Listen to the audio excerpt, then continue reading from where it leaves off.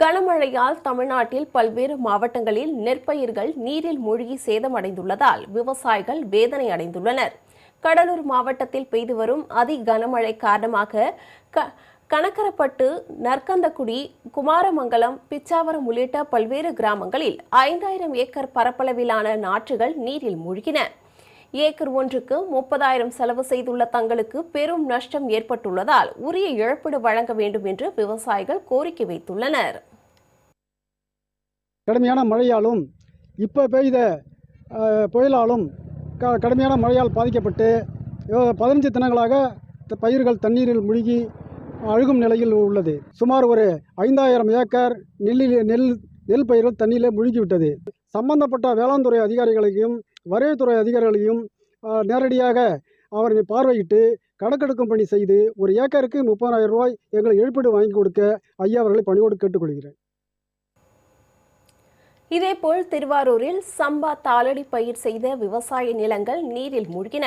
பாதிக்கப்பட்ட பயிர்களை கணக்கெடுக்கும் பணியினை வேளாண் அதிகாரிகள் ஈடுபட்டனர்.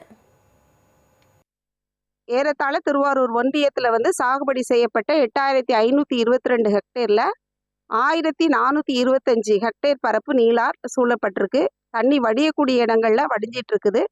ஒரு சில இடங்கள்ல இந்த உமா மகேஸ்வரபுரம் கிராமத்துல பக்கத்துல உள்ள 6-7 கிராமங்களின் தண்ணிகள் வடிய வேண்டியது இருக்கிறதுனால நீர் வடிகிறதுல கொஞ்சம் சிரமம் இருக்கு.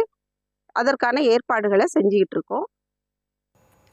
மயிலாடுதுறையில் பலத்த சூறைக்காற்றுடன் வீசிய கனமழை காரணமாக 3 ஏக்கரில் பயிரிடப்பட்டிருந்த வாழை மரங்கள் சாய்ந்து சேதமடைந்தன.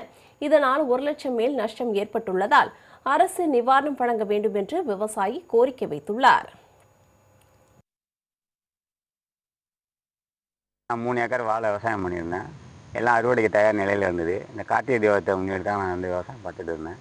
இல்லை இந்த டிட்வா புயல்னால எல்லாம் சேதமாகிடுச்சுங்க. ஒரு வாழை கிட்டத்தட்ட ஒரு 150 ரூபா செலவு பண்ணியிருப்பாங்க. இப்போ எல்லாம் காட்டில் கீழே பழுத்துருச்சு. இதெல்லாம் குருவி எல்லாம் சாப்பிட ஆரம்பிச்சிருச்சு. இதுலேருந்து ஒரு பைசா கூட நமக்கு கிடைக்க போகிறதில்லை.